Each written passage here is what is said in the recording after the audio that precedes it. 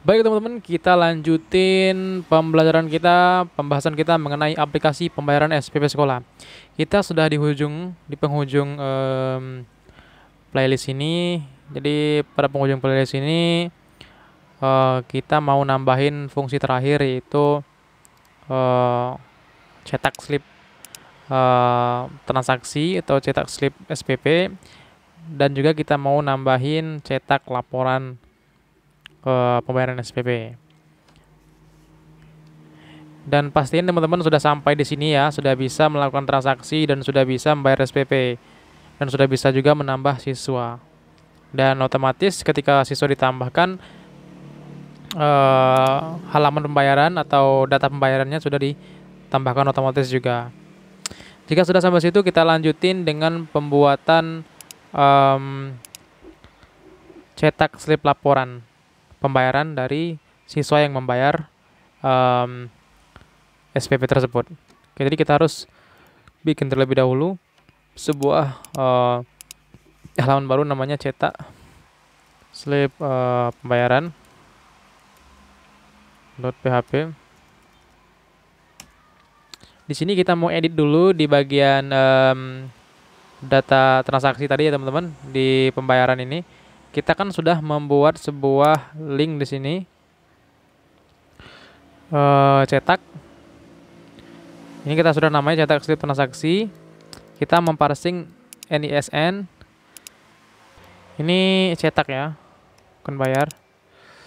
Kita sudah setting nih. Jadi nanti dia akan memparsingkan data NISN dan juga ID SPP ke sini. Jadi kita harus tampung dulu di sini ID SPP dan juga NISN-nya. Tetapi teman-teman, saya sudah setting sebelumnya codingannya di sini teman-teman. Jadi saya mau kopas saja codingannya dalam hal untuk mempersingkat saja waktunya. Hanya basic aja teman-teman. Jadi mungkin teman-teman sedikit bosan nanti melihat saya nulis yang coding yang tidak terlalu susah. Jadi saya kopas saja ke sini teman-teman. Gitu. Teman-teman kalau mau meniru ini silahkan teman-teman di pause dulu videonya. Saya scroll pelan-pelan teman-teman ke sini. Saya scroll lagi. Ini. Saya scroll lagi. Sini. Scroll lagi ke sini. Dan habis. Kalau sudah selesai teman-teman tulis, saya mau jelasin dulu apa maksud dari codingan ini. Pertama, ini bukan session login ya, tapi session admin. Jadi di sini saya mau melakukan sebuah pemeriksaan terlebih dahulu, apakah user atau adminnya itu punya session admin atau belum. Kalau sudah login pasti otomatis sudah punya session admin dong. Jadi saya buat di sini pengecekannya. Kalau dia punya session admin, dia bisa melakukan pencetakan. Kalau tidak, dia akan kembali ke login auth. Ini bukan login tapi login auth.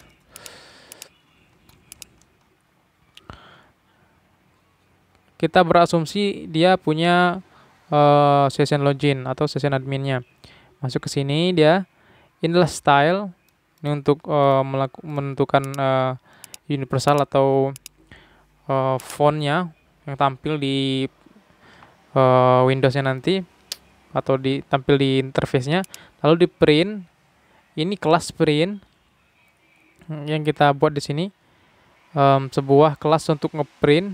Ini kita hapus saja teman-teman, karena kita nggak naruh lagi button di sini. Sebelumnya ada button di situ, kita hapus saja. Dan di sini ada table. Tabelnya kita border collapse. Sebenarnya kita bisa taruh saja di sini inline codingannya, tapi kita mau taruh di sini aja. Lalu di sini ada codingan Windows.print. Ini maksudnya ketika halaman ini dibuka di tab baru, dia akan otomatis mengeluarkan window print. Jadi teman-teman tinggal klik print saja, dia akan otomatis memunculkan halaman cetaknya. Jadi teman-teman tidak perlu repot-repot lagi menekan Ctrl P untuk ngeprintnya. Di sini ada judulnya. Lalu ini yang tadi yang kita parsing teman-teman dari pembayaran. Ini kan ada cetak dan mengirimkan NIS. Maka kita tampung di sini teman-teman. Di sini lalu kita lakukan query. Query-nya sama seperti query yang kita sebelumnya di halaman edit data siswa. Kita melakukan join antara beberapa tabel yang ada saling berkaitan, itu siswa, angkatan, jurusan, dan kelas, dengan tujuan kita mau mendapatkan nama kelas dan juga nama angkatan, terus nama jurusan juga. Karena tabel siswa pada dasarnya tidak menyimpan semua data tersebut, maksudnya tidak menyimpan namanya, hanya menyimpan ID-nya saja. Jadi untuk mendapatkan nama aslinya atau nama dari ID tersebut, kita harus melakukan query dalam bentuk inner join atau dalam bentuk join ke tabel-tabel yang berkaitan. Dan kita akan mensortirnya atau memfilternya itu di mana siswa.nisn-nya itu berdasarkan NISN yang kita parsing tadi. Jadi data yang terpilih itu hanya data yang NIS-nya kita kirim tadi. Lalu kita tampung.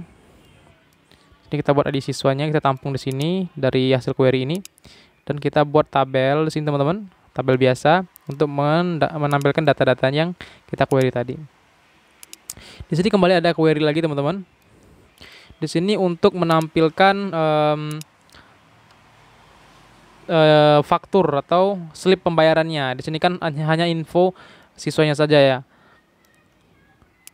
Di sini kita baru masukkan info pembayarannya seperti nomor bayar, bulan, jumlah, keterangan dan lain sebagainya. Kita query, ini kita melakukan join juga antara siswa dan pembayaran. Memang nggak ada ID pembayaran di tabel siswa, tetapi ada ID siswa di tabel pembayaran. Makanya kita buat di sini pembayaran ID siswa duluan. Bukan siswa ID pembayaran, tapi pembayaran ID siswa sama dengan siswa ID siswa.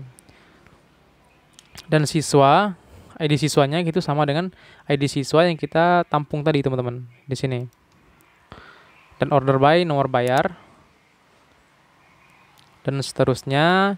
Total di sini variabel ini menampung jumlah total pembayaran si siswa ini. Yang sebenarnya tidak perlu diperlukan karena untuk pembayaran itu kan cuma 1 bulan saja. Jadi otomatis ya jumlahnya sama dengan yang dibayarkan. Akan tetapi ini terjadi kalau pembayarannya yang sama. Jadi tetapi kalau pengen ditambahkan juga nggak apa-apa. Di sini saya tidak tambahkan teman-teman. Nanti kita akan tambahkan. Tapi saya jelaskan dulu teman-teman. Ini kita melakukan query lagi. Kita fetch as search dan kita tampilkan data-datanya yang sudah kita query tadi teman-teman. Di sini iterasinya kita tambah. Dan seterusnya di sini ada tanda tangan teman-teman. Dan lain sebagainya. Oke. Kita mau tambahin dulu total tadi. Kita kan belum tambahin yang total tadi teman-teman. Jadi kita mau tambahin ini dia total tadi.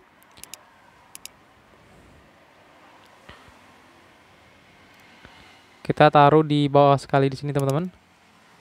Tambahin total di sini, dan total itu berdasarkan ini ya teman-teman.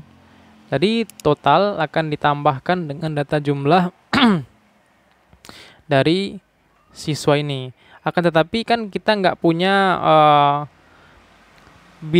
bilangan penambahnya. Ngerti nggak teman-teman? Jadi hanya ada satu data nih. Datanya 450. Dan gak ada lawan penambahnya. Jadi sebenarnya nggak efektif sama sekali seperti ini. Jadi kalau pengen ditambahkan juga nggak apa-apa. Atau teman-teman bisa seperti ini. Ini teman-teman hapus saja. Dan ini teman-teman hapus juga. Yang total ini. Teman-teman bisa manfaatkan data jumlahnya. Teman-teman tulis itu aja di sini. Jumlah. Seperti itu. Baik teman-teman, kita coba dulu. Pertama kita cek dulu on click-nya target blank ya. Udah. Kita coba dulu memakai Data siswa kita lihat dulu. Mau melakukan pembayaran yang ini.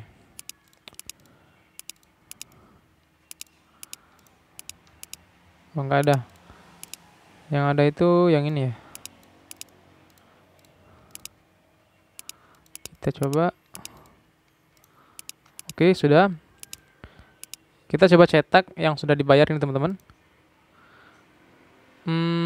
Kita salah penamaan teman-teman, bukan cetak slip transaksi tapi cetak slip pembayaran. Maaf teman-teman, saya lupa menggantinya.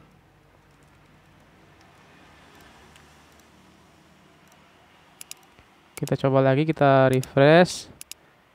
Cetak.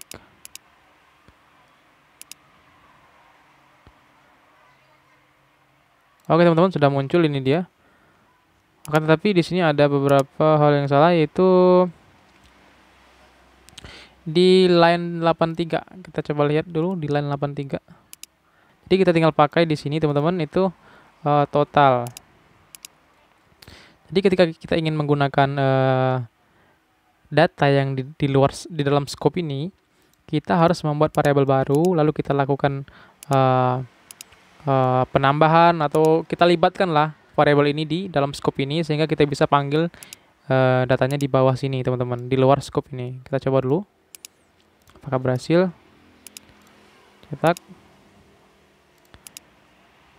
Berhasil teman-teman, tapi dia kelebihan satu. Kita hapus dulu. Kita buat 4 teman-teman, call span-nya. Oke, sudah muncul teman-teman ya.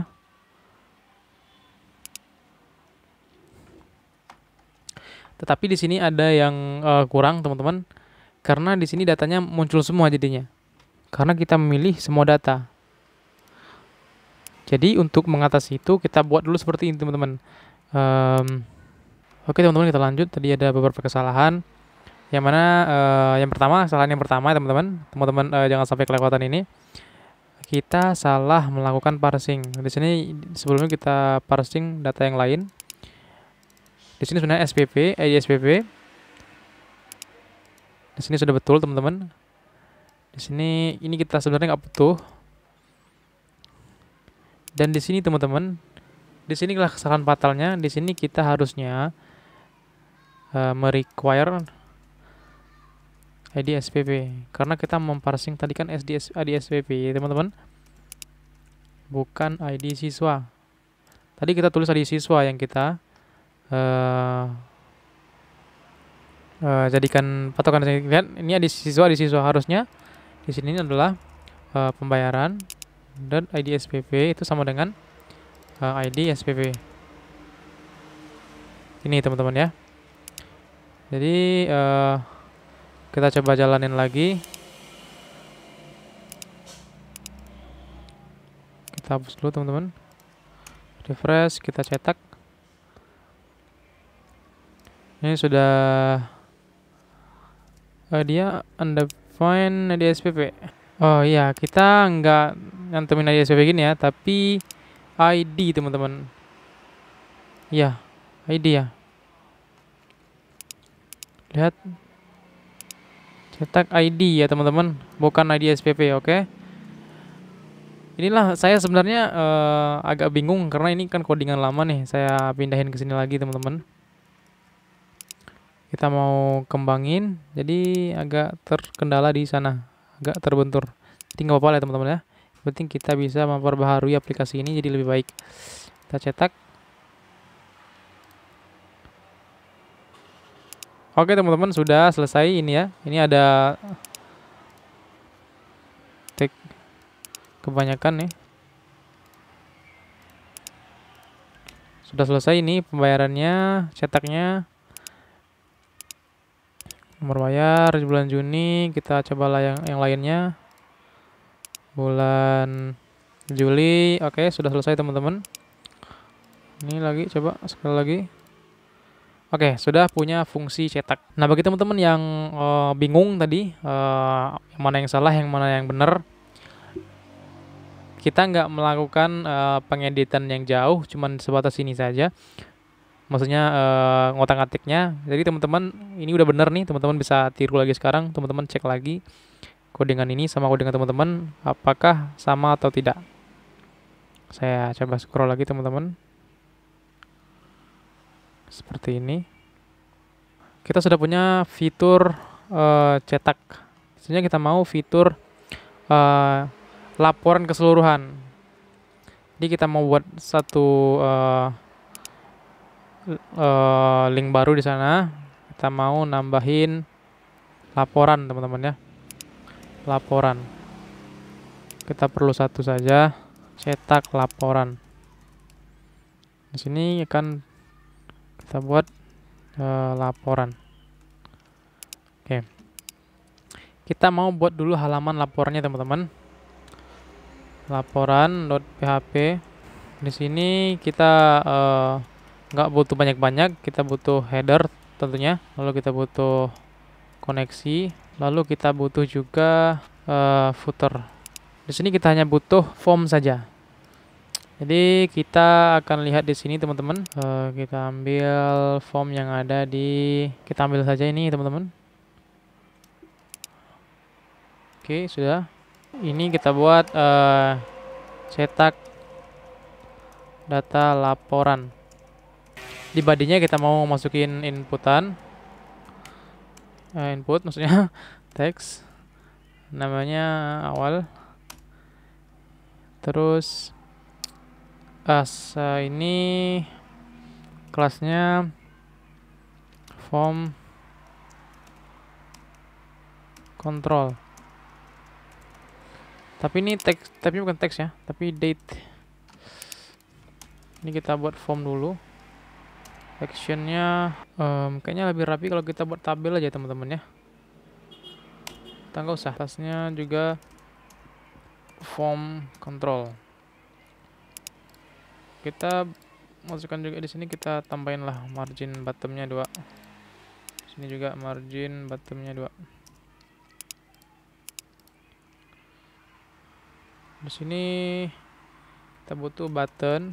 Ini kita kasih methodnya get sajalah. Form actionnya ke cetak laporan. Nanti kita buat itu teman-teman. Kita mau lihat dulu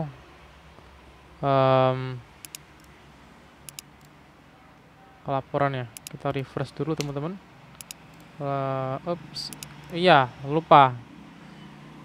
Lagi-lagi lupa ganti ini teman-teman, data target. Ini kita ganti 1 ya, kita buat ID-nya ini juga 1. Karena kita ngopi tadi ke atas, kita kopas saja tadi. Kita lupa ganti ID-nya. Laporan, cetak laporan. Nggak ada. Footer.php. Oke. Ini buttonnya kita kasih kelas dulu. Button primary. Oke. Seperti itu. Kita butuh div lagi kayaknya.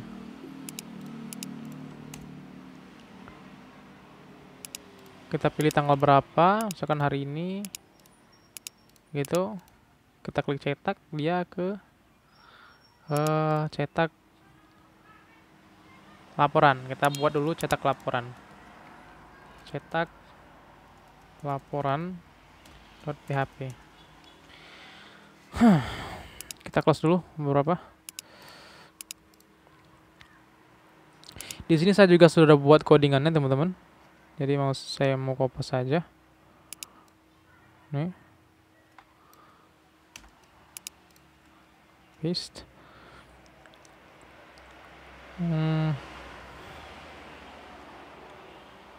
Kita cek dulu.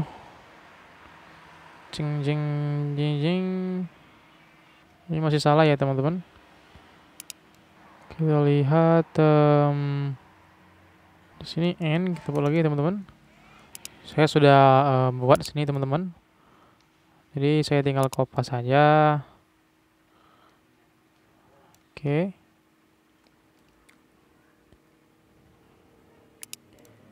paste. Oke, bagi teman-teman yang yang mau nulis ini, silahkan. Tapi saya mau cek-cek dulu di sini. Kita buat dulu get. Kita buat dari awal di sini ya. Ini get akhir. Oke. Kita mau cek dulu apakah ini benar. Kalau benar nanti baru teman-teman catat ya. Kita cek dulu, kita lihat untuk hari ini aja. Kita sudah buat dia.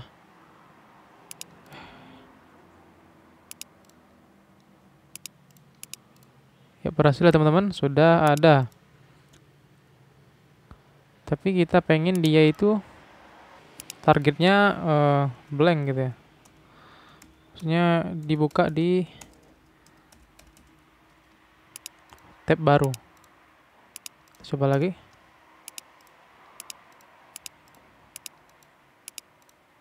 Oke, sudah berhasil teman-teman. Sudah bisa kita cetak. Satu. Baik. Silakan teman-teman tulis codingannya sudah benar. Teman-teman pause saja videonya. Yang ini tidak penting karena sudah kita hapus. Silakan teman-teman berhentikan videonya.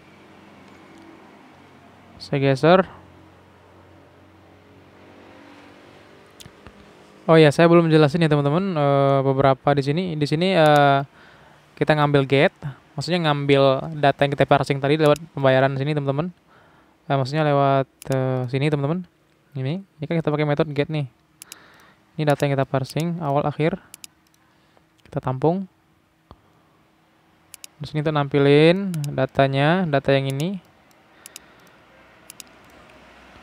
Lalu kita query sama seperti sebelumnya query-nya, tapi kita pakai between di sini, maksudnya yang mana tanggal bayarnya antara tanggal awal dan tanggal akhir. Order by, nomor bayar, dan kita masukkan datanya di sini seperti tadi, seperti biasa ya teman-teman. Dan sama seperti laporan cetak script laporan tadi. Oke teman-teman bisa tulis dulu, nih. Silahkan. Pause videonya.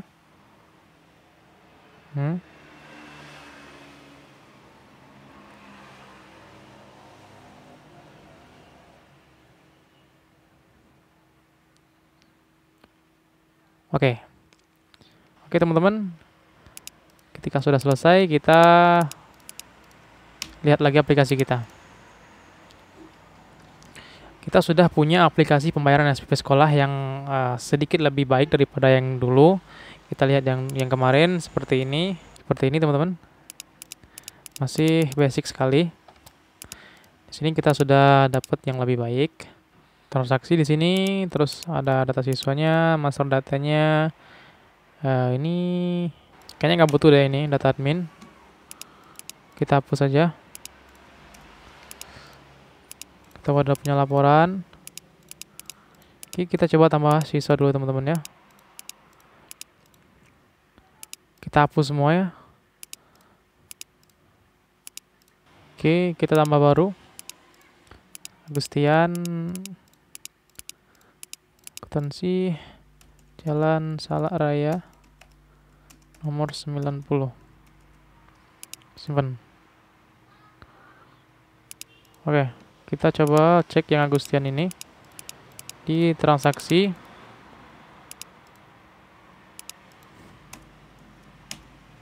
Oke, sudah punya teman-teman, sudah muncul teman-teman. Kita klik bayar.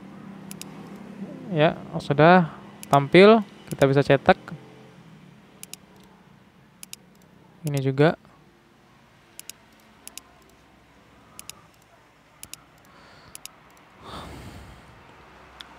Oke teman-teman, sudah selesai aplikasi kita, aplikasi pembayaran SPP. Jika teman-teman masih ada yang bingung, masih ada yang belum paham, teman-teman bisa tuliskan pertanyaan teman-teman di kolom komentar. Nanti kita diskusi di sana atau teman-teman bisa DM saya di Instagram. Nanti saya insya Allah akan balas teman-teman ya. Jadi jangan khawatir. Aplikasi ini bisa teman-teman dapetin di GitHub Erik Irwansyah 5. Oke, sampai jumpa di playlist video tutorial selanjutnya. Mungkin kita akan membahas program yang lebih expert, program yang lebih baik, yang lebih menantang tentunya. Jadi tetap di channel ini, channel Erik Irwansyah. Channelnya teknologi dan juga freelancer dan membahas seputar bahasa pemrograman. Sampai jumpa di video selanjutnya. Saya Erik Irwansyah. Wassalamualaikum warahmatullahi wabarakatuh.